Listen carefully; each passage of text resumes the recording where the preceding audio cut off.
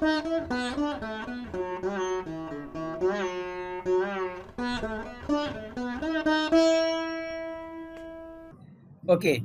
so welcome you all for the fourth session. Today we have two classes. In case if you do not remember, you can go on mute. Yeah, thank you. We have one session now, and then after a gap, 8 o'clock, 8 to 10. So what I plan to do today, from 6 to 7, talk about strings. We will continue. Okay, anything left out into our lab, or how do we want, okay, lab, okay, let us call it as a lab. Then I will give you a couple of problems,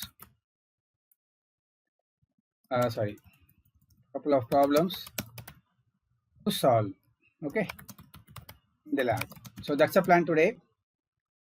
You can grab your dinner in between, but it will be interesting. Let us learn about strings today as much as possible.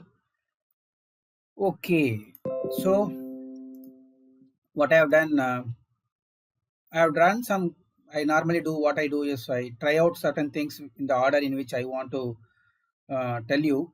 So that is there in this file, but I will not use that unless we need it to copy something from there or some.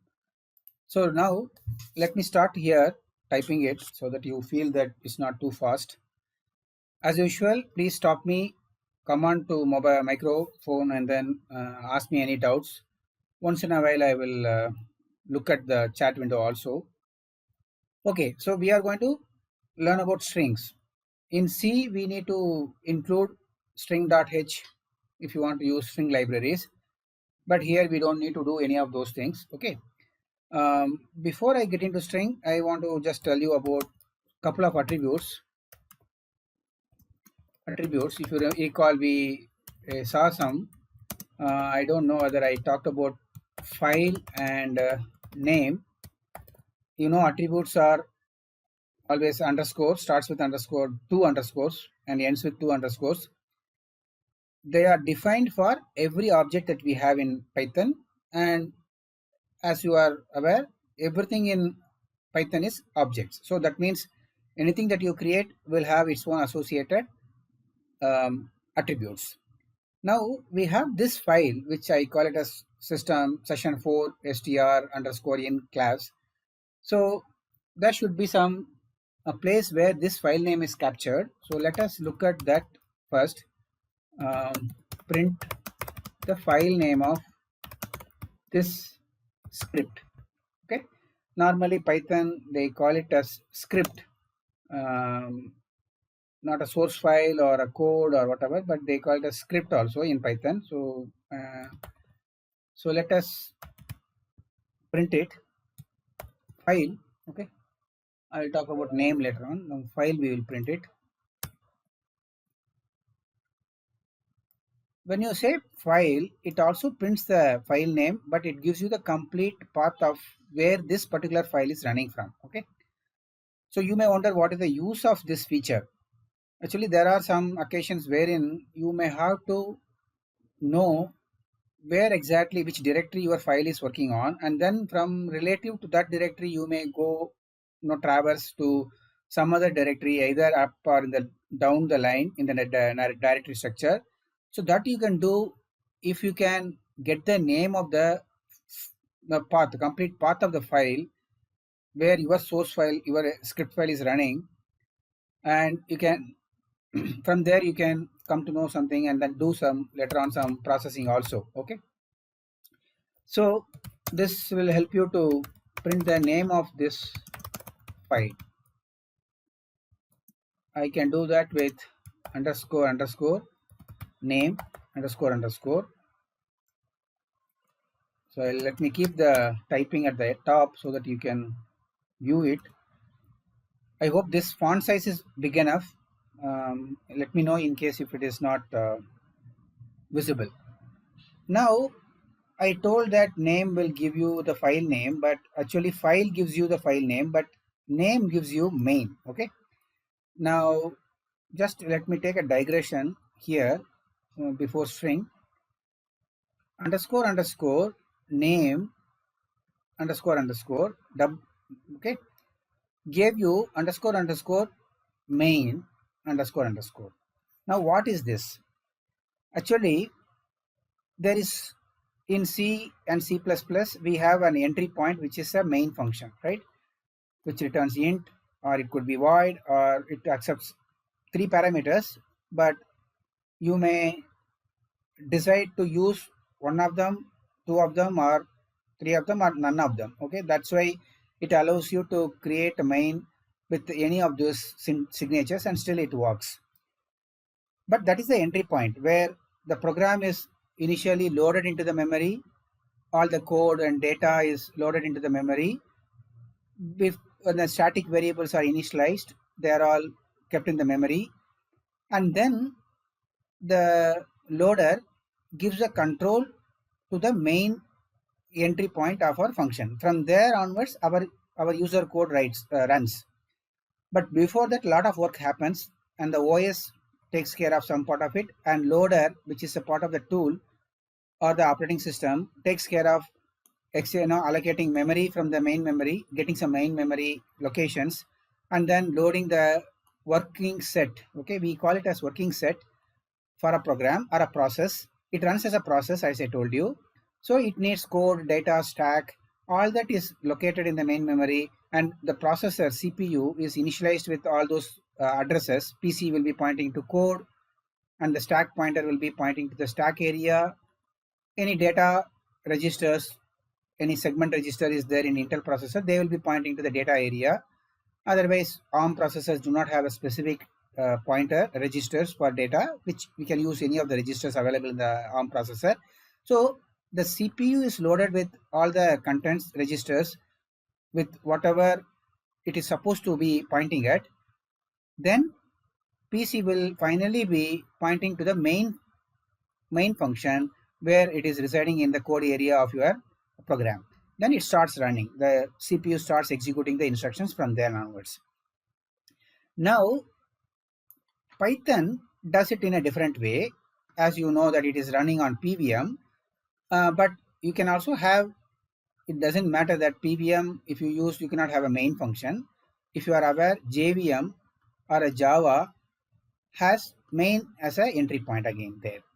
Here they have done it in a different way. This whatever is a file, that Python file, you run it, it becomes, when you are invoking it, it becomes the entry point for the PVM. After that, based on the imports that you have and then what you are calling functions in the import, then they will go into those libraries. I will talk about import later on, what you put it at the top, what really happens when you put import. Let us not worry about it now. It is not same as the hash include. Okay, hash include is different. That happens during the compilation time. The whatever header files are required and processed by the preprocessor. But import is importing a library into your environment wherein you can use any of those functions defined in the import or the library. So it is a little different from the hash include that you see in C++. We will worry about it later on. Now, when I say that main underscore underscore main is there, that means the file what you are running now, we are giving it as an input to the PVM to execute. That file name, the entry point, is captured as a main here.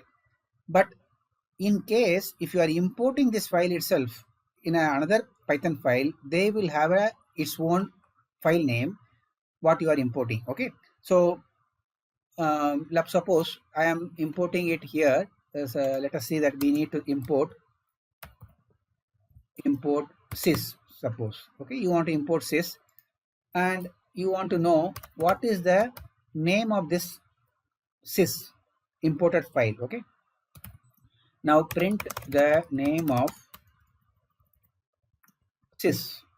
Okay, now how do you print it? Because I said that sys is also an object. Now this sys is an object.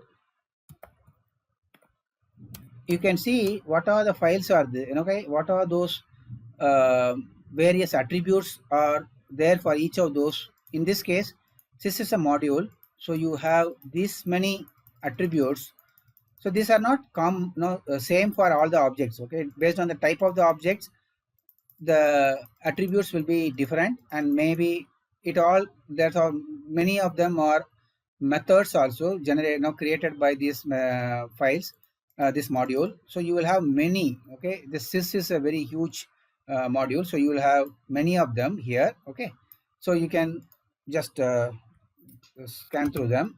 Now I am interested in only getting the name of it. Okay, then you will get the name as sys. Okay, it is not showing you as a main. Okay, that is the difference I am trying to bring home.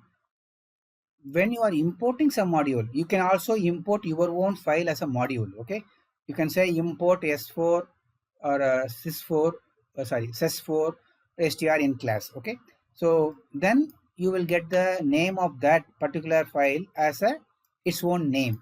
Whereas if you are invoking it in a environment, here I am invoking straight away here, so that's why the name gives the main. Okay, I am trying to print the name of this particular module which I am running. If I don't mention any module name, it means that it refers to the current file that is running. Whereas if I mention some module name which I have imported, then it refers to that particular module and it prints the name of that particular module. Okay, so now I can also print the file name, which I think I told in the last class. If I want to know the path of this file, I can get it here. Okay, some as I mentioned it, some modules cannot get the file name because they might have been represented not in the Python format. It will be in C library, so you cannot print some of those modules file name. You cannot be, it's not a string, it has no attribute also it has, so you cannot print them. Okay, so let us not try to get it. At least I will keep it here so that you know that it gives an error. It's not possible to get this. There is no file name for a system module. Okay, now let me now go into strings. Now let us start with the string. Any questions so far? Anybody? Let me just look at it. Okay, only my message is there, so no one has asked any questions. Fine. Now before I get into the string, let me show some introduction and then we will go into get onto it. Okay, we will talk about the exercises later. I told you about name and then strings. Okay, now suppose if you want to know what all the lib functions methods supported by the string object, so it's very simple. IPython console, you can help str, you can do. So let us try to do that, because I want you to be self-contained. You don't need to remember everything because it's not humanly possible to remember all the methods. So help str. Okay, it will give you a laundry list of methods which are supported by this. Okay, there are these, if you are familiar with C++, you know that there are methods which can be used against those objects, or operator overloading.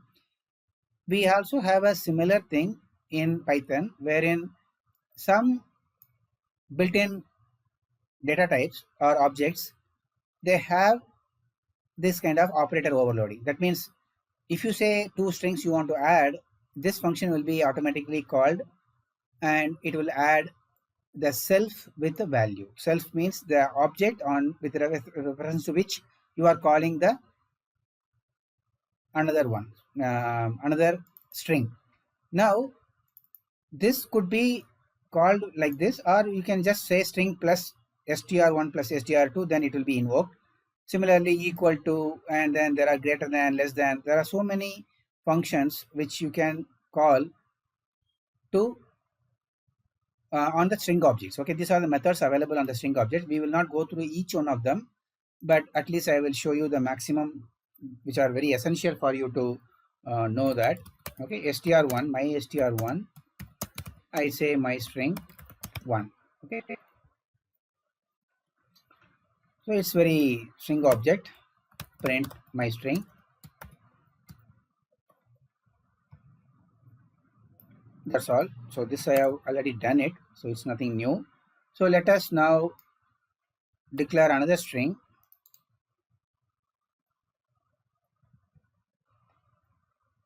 At least minimum 2 strings we need to have for playing around. Okay, now okay, now suppose if I want to concatenate the string, that is very simple.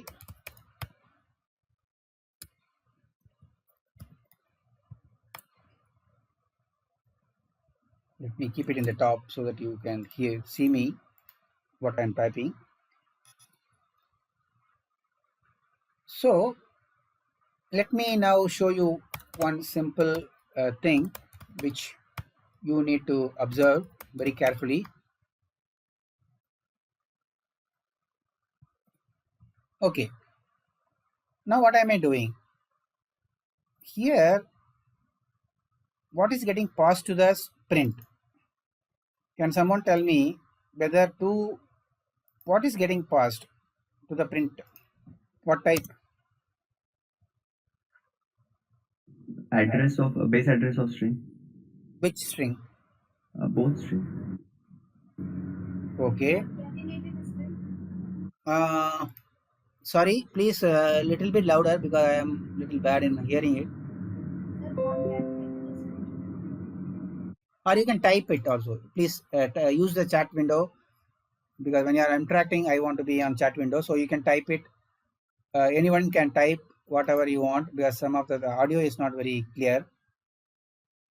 So what I'm question is print when I say my str1 plus my str2, what is getting passed into print? Okay, Swati is correct. The concatenation of the string already happens. Okay. Does it have any name to that? The string which is formed is anonymous. Okay, anonymous, because we have not defined it, and that address is not stored anywhere. It is, as you are aware, all the strings are immutable, so you cannot modify an existing string. And whereas print needs a type, a string type which is to be passed, it can accept other types also. I'm not saying that it's only accepts string, but here what happens is when you do plus, the function that I showed you, add self and value, is what is getting called. And the add function with respect to here self means my str1 and then the my str2. Okay, and the concatenated, yeah, you are right, this is what is the concatenated string. Okay, it doesn't introduce any space in between. But if you observe here, when I printed the this and this, what has happened? There is a gap here. Okay, there is a space here. Can you tell me who is adding this space? Anyone? Print. Yeah. So print, when it takes the parameters, default it adds a space in between. Okay, that you should know. Now let me ask one more question. Does the print add something more also apart from space between the parameters? End of character. So Correct. next line. Yeah, next line, carriage return. We call it in typewriting carriage return. So it adds carriage return also, that the cursor is brought to the next line automatically. Okay, when you say one print here and another print here, actually this string did not have any carriage return. Okay, here it should have just printed this. In our C language, if you print this printf, if you do, the cursor will be waiting here, and then next print it will start from here. Whereas here they have taken care of certain things which are very automatically, we intend the library to we want the library to handle. So here also it has introduced a carriage return, and here also it introduces. That is done by the print and not by you or me. Okay, it is not in the string also. String doesn't have any carriage return. Now suppose if I introduce a carriage return, what would happen? Okay, now you can see that your own carriage return has come, and then one more carriage return, and the cursor is waiting here for the next print to be happening. That's why you see one more empty gap here, because of your own escape character that you have provided. Okay, fine. Now this plus you understand. Okay, after that let us see now what is the size of the string. Now that's which we are coming from the C world, so we are always worried about uh, the size of my str1 is get size of, sorry,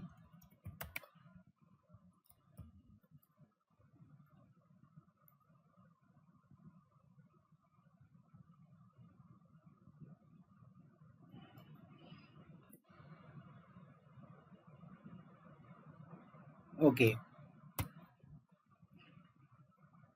So you need to use system library. That's why I have introduced, already imported it. It's not available with the string get size of mystr. Okay, now let us run it. You see here it is 60. Okay, so mystr actually has only this much of characters. Okay, mystr1, but actually this is in bytes. Okay, it has got 60 bytes of size. Now why is it so? Okay, before we get into why is it so, let us try certain things. Okay, trying to find out what is happening. Okay, now let me introduce something here. One char str. Okay, now print. I will not write the size. Okay, I will say that print sizes of different strings. Okay, so let us not type every time. One char.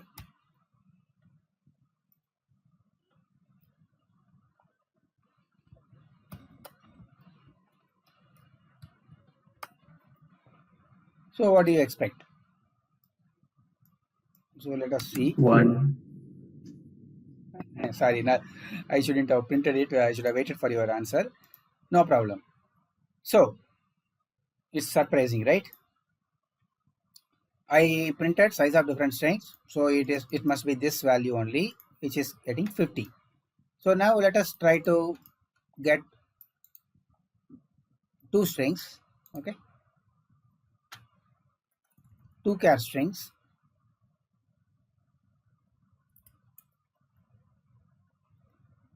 I will not make two chars. I will say only two char. Okay, bear with me for my English. Yeah, now I added one more character, and it is adding one more byte only. Okay, now you may wonder what happens when I am a null string. Okay, let me do a null character string. 49. Okay, thanks for the guess.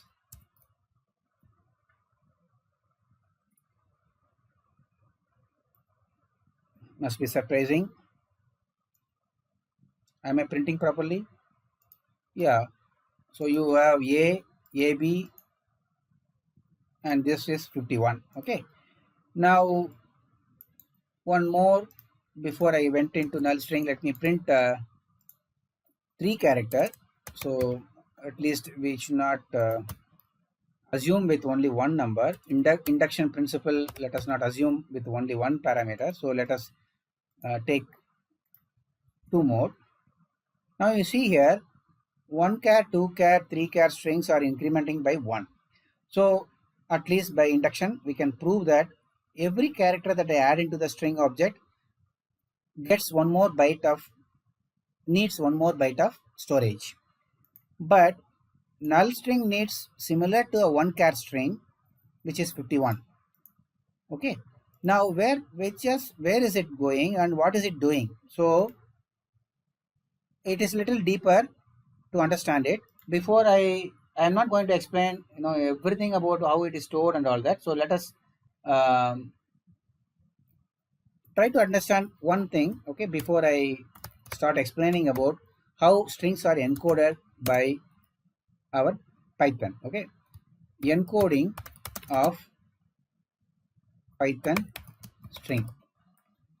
Okay, now how do I know? Okay, how do I know what is the function? So there is a sys function available to know that. Sys dot get default encoding, get default encoding. Okay, that's all. So at least once in a while I should print some information so that it makes sense here. Encoding of Python string is UTF-8. Okay, so what is UTF-8?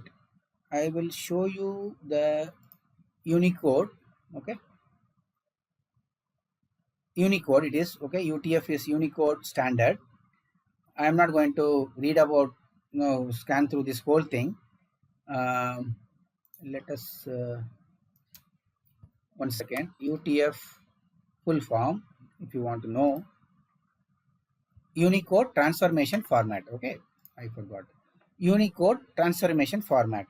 Now there are, let me explain a little bit about UTF before I explain you more. Okay, now what is C doing? C does it all the strings A, B, C, D, whatever you have.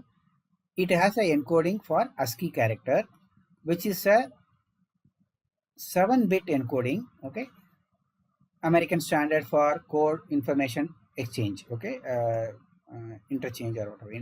I think, yeah. So this was actually defined way back when the computers came up, and of course the American Standard Committee came up with this encoding. They thought that only English is going to be the language which is going to be used in the programming world, and then they stopped with the 7-bit encoding, which was sufficient enough to encode all the control characters, which are carriage return and tab and whatnot, and then all the alphabets, capital and small, and then numbers 0 to 9, and then there are so many other bell and other characters were also there. But this took care of only one language, whereas the world has umpteen languages. Then the UTF came. Okay, there are Unicode Unicode transformation format came in the definition. The Standards Committee defined multiple standards. Okay, this means the number of bytes of encoding. Okay, now do not assume that if you are in UTF-8, okay, if you are in UTF-8, every character is not encoded, okay, with 8 bits. Okay, because it says 8, do not assume that every character in the UTF-8 format is encoded in 8 bits. What it means is many of them are 8 bits wide encoding, and based on the need, if suppose you are defining a character, maybe something like this, a new character from another language or another domain, from not from English, then it may take 2 bytes. Okay, so UTF-8 encoding is 1 or 2 bytes based on the character that you put into the string, but it is defined as UTF-8. Now what about UTF-16? This also has a various 16 or it's 16 or 32. Okay, and UTF-8 they say that it is purely 32 bits. Now why do we go for a higher encoding? Wherever you have more different kinds of characters to be encoded belonging to different languages, based on the need, the encoding can be taken care of, and you need to define that whatever encoding you want to do.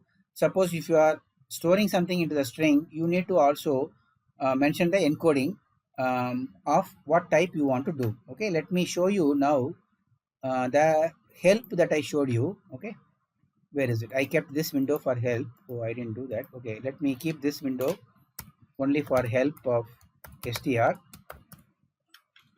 and whenever I'm printing I will make it active this window, so that whatever I run output will come on this window, so that we have this help always available.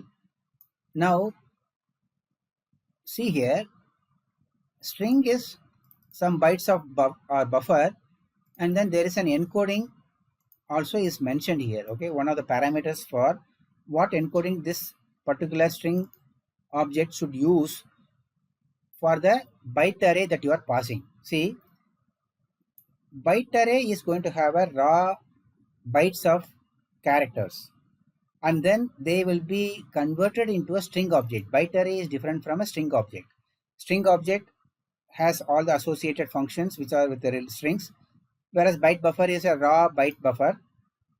In C they are same. Okay, whatever you put in ASCII characters, they are byte array, and then it can, once you give the address, it prints a it interprets those bytes as a printable characters, and it prints till the null is encountered. So that's how C is handling it.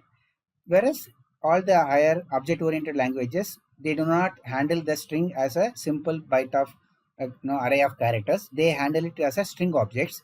So you can construct a string object using byte arrays. When you do that, you need to mention also whether the string object constructor needs to, how it has to read through this particular byte array and interpret it as what. Okay, whether they are 1 byte UTF-8 or UTF-16 encoding or UTF-32 encoding is going on, because based on the encoding type, the byte values will be interpreted in a different way. It may interpret together 2 bytes it will take and then interpret it as a UTF-16, or a UTF-32. It will take 4 bytes together and then interpret it as a UTF-32 encoding. It depends on what encoding it assumes, okay, or what encoding with which the bytes array have been created. So default, what is assumed is a UTF-8, which you saw. Okay, encoding, get default encoding is UTF-8, whereas you can also create strings with a different encoding based on what you are trying to print. Okay, suppose if you are writing a software for a different country and internationalization, you must have heard your software error messages and all the output messages need to be in their language. So you need to use those language as a, you have to use those encoding. In that case, you may have to use one of those other encoding that is available. Then you need to take care of all these issues, okay, in terms of printing different language characters onto the screen. Okay, so in a nutshell, what we have here is UTF-8. Now one more important point that I want to bring it up here. Okay, now we have a ASCII encoding, which is a 7-bit encoding, which has got a fixed values. Even some of this you may even remember 10, 11, all those control characters, and ASCII somebody will remember 41. I think 41 is in hexadecimal, hopefully. Okay, certain things are there. Number also, some, you may, I don't know, 41 refers to number or a alphabet. Okay, now what is UTF-8 doing? UTF-8, what they did, they kept this ASCII encoding as it is. Okay, the first 700 to 7F, this encoding refers to the same ASCII encoding in UTF-8 also. But beyond this, they introduce a specific extension of encoding beyond what is supported in ASCII. Okay, so from 80 onwards, okay, please remember I am writing 0x onwards, 0xFF, as well as some encodings are 2 bytes. So they will get into UTF-8 specific encoding. Now, how is the encoding done? Okay, you are actually giving a array of values, byte array. Okay, byte array values you are giving. Now you are also specifying what encoding has been followed to put the data, or if suppose you are giving some strings, okay, and then you want to encode it in a particular format. Okay, you want to say that I want you to encode the given format into some other encoding.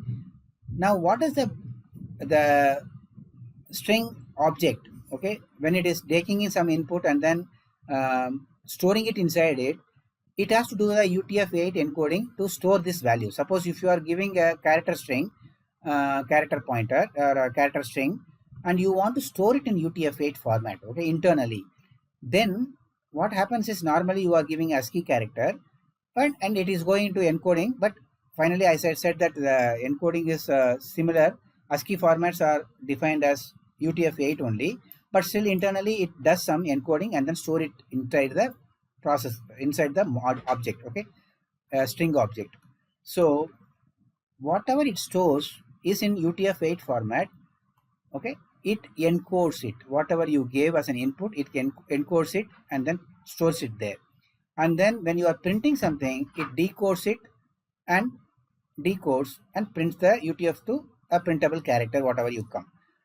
Effectively it will be the same number of bytes, the values, or it could do some transformation before coming out and then showing you something like carriage return, and all that needs to be given in a different format, so that will be taken care of by the encoding job. Okay, so just to understand this, just to summarize, I'm not going into the details of UTF-8 encoding, which will be a long session, but remember that ASCII formats are gone with our C world, and we have UTF-8 or 16 or 32 as a format which is being used in the Python world.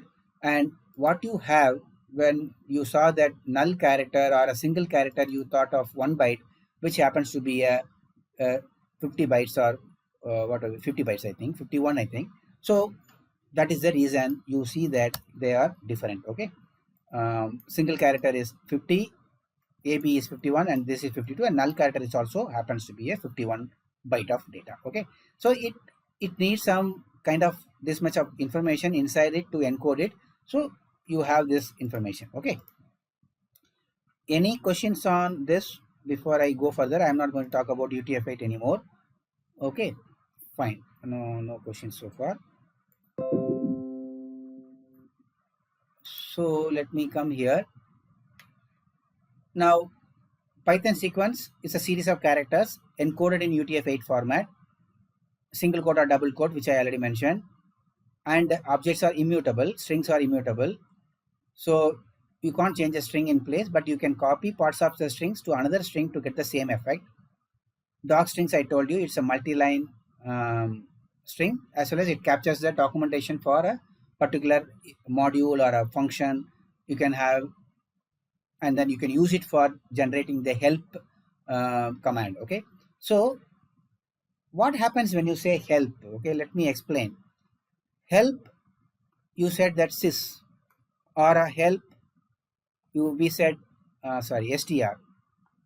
Str is a object, string object defined within the Python built-in layer thing. This is supposed to be help. Okay, now when you say help command, it actually goes into the object definition and then looks for this triple quote, okay, doc string at the top of the string definition file. Okay, there must be something called string something Python.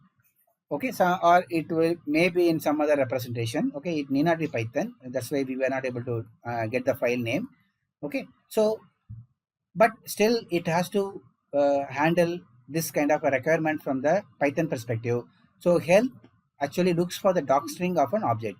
Suppose if you are writing your own library, mylib, okay, then if someone is trying to get what all the methods you are supporting in your mylib, then you need to put the doc string, okay, and then explain it. Is a little bit of documentation, is a self-contained documentation, okay, of what all you are implementing in your library. So if anyone prints a mylib help, it will, the library, the command will look for this particular thing in your implementation and prints whatever is there underneath, okay, within this doc string. So that's the purpose of doc strings, and this is a documentation string which you can effectively use in your code when you are especially releasing some library for a public to use, or maybe open source library you are developing and then you are interested in doing it. Okay, so string can be used to form strings from other data types. Okay, you can easily form from other data types. As I told you, concatenation is possible. You can even, if you want to append a string, what do you do? Okay, my string plus equal to. Now I have a question here. This is a label. As I mentioned, my string is a label. Imagine my string is pointing at a label, maybe it has 1 2 3, and then I am saying my str plus equal to, which is same as what you have in C, 4. Now my str, after this operation, it will be pointing to a string 1 2 3 4. And if you try to print id of my str now, and then here id of my str, if you recall, id prints you the, I won't call it as a address, but the unique value of the string, it will be different. Okay, that means what? When you do a append operation, a new string is formed. This string is appended with the old string, and a new string is formed, and it will have a new address after that, though the label is same. Okay, my str label doesn't change, whereas in C it's totally different. Okay, when you have I equal to 2, I plus equal to 4, the same I variable is added with the 4 value, which is having a 6 now. Do not carry that baggage into Python world. Okay, that is very dangerous.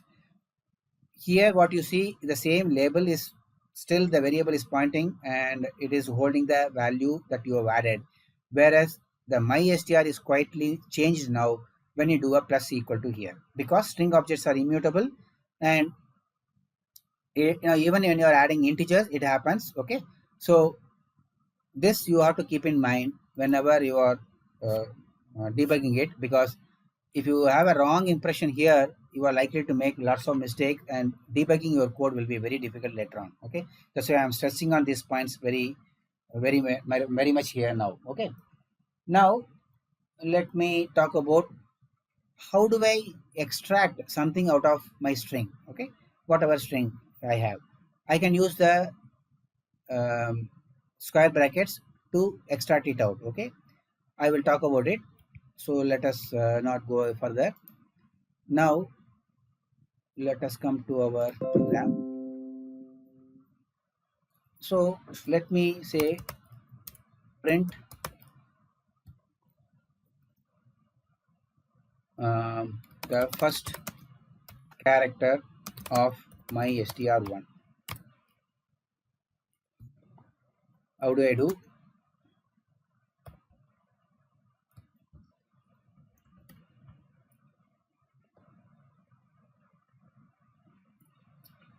So this is the first, my str1 is having m, I got m here. Okay, so we can access it like an array. Now this gives you a very misleading, from the C perspective, it is giving you a misleading thing that you are accessing the first character of that my str wherever it is pointing, and that kind of a impression it gives you, but it is not. Okay, it is, you are overloaded this operator, and then it is actually accessing the string object and then getting you the first UTF-8 encoded character, and then it converts into ASCII format and prints it here. Okay, decoded it and printed it here. Now you may be wondering, how do I get the length of my string? Okay, print length of my string. Now what do you expect? Will it be same as C word or different? str length, we may use it there. Okay, now you can count it now. Okay, this is the my string 1 1 2 3 4 5 6 7 8 9 10 11.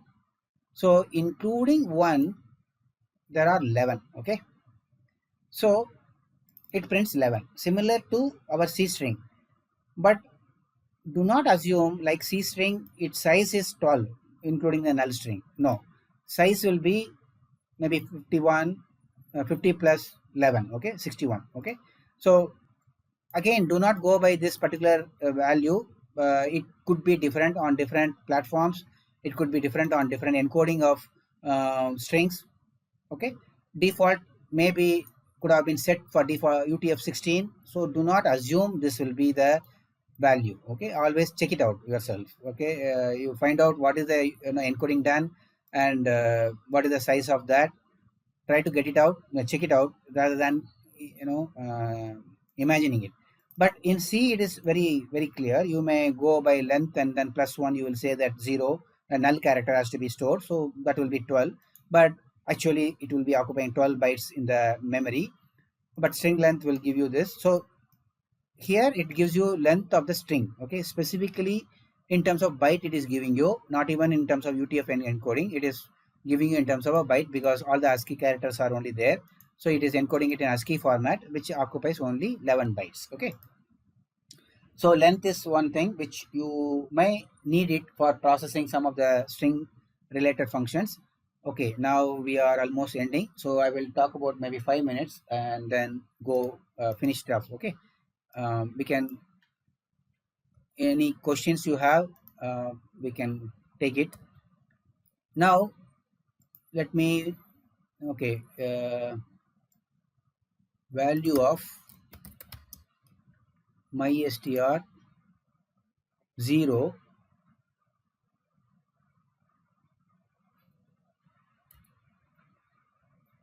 I already printed it, so maybe I print 1 here, and then maybe I'll use that only. I want to print, I know that 11 is there, so I want to access the 12th element, if it is possible to access the 12th element. Okay,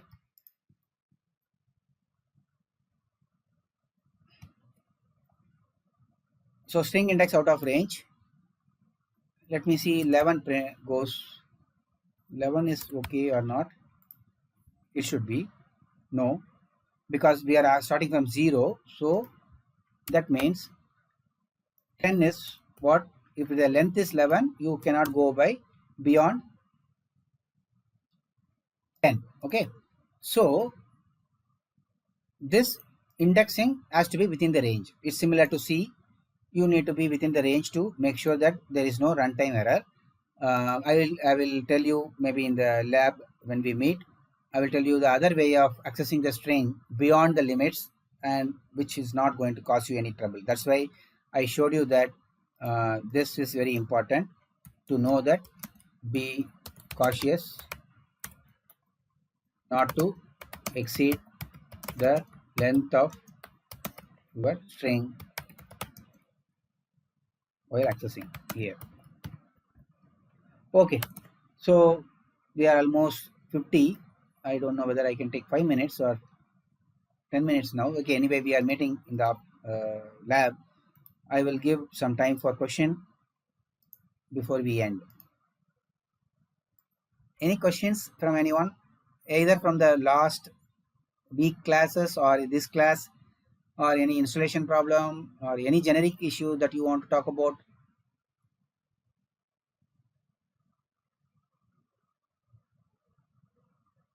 Okay, no questions.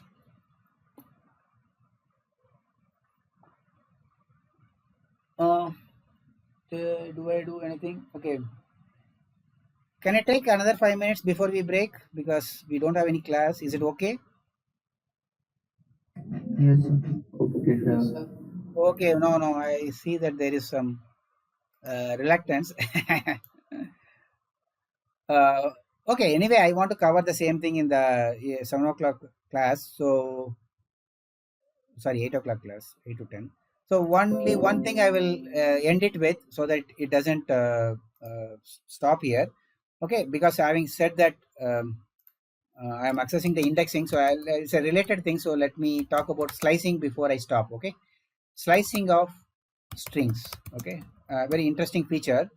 It has got, let me explain it, what I start colon end colon step. Okay, so you can actually slice through the strings. If you want to extract a substring of the strings, you can slice through them. So to save time, I will steal from what I have tried, okay, and then explain you one by one so that you don't need to waste time and our job is done, okay, quickly. So that's the reason I am stealing from my own code. But let us understand one by one, and then I will run it all together, okay. Now I am teaching you slicing of string. Now what is start, end, and step? Let me explain that with a picture and then we will go into this, okay. Now you have a string maybe starting from 0 index to 25, A, B, C to Z, okay, 26 characters. Now I can access it using these indices, okay, separated by colon and step. This is the index where you are interested in getting that value, okay. This is called inclusive, okay, inclusive index. This is exclusive. That means if I say 0 colon 2 colon, then I want to access the 0th element, I want to access the first element of the string, but I don't want to access 2. It's exclusive. That means I am interested in only getting these two values together, okay. So in that case AB will come out, okay. If I say this, I can leave it blank. This step I can leave it blank. Then it will assume that as 0. Default is 0, okay. Default, it is 0. So it will start accessing from start and add step to it and scan through the string until one less than this string it encounters. It will not go beyond it, or it will not even access the particular index that you have. This is exclusive. Now what if I give 0 colon 5 colon 2? Then ABCD is there. It will access 0, then plus 2 it will do, okay. So it will skip this, access C, then plus 2 it will come here. So this is index is 0, this index is 2, plus 2 is 4, and then E, F, G, then it will try to access 6, which is beyond this value. So it will stop with ACE, okay. So that's what is happening here, okay. I'll show you now. I hope this is clear. So 0, it prints 0, 25 is the last one, so it will get you Z. Now 0 to 5, step here defaults to 0, 0 to 5 2 is what I explained. So let us now print it. This also I print it so that we will know where it is starting.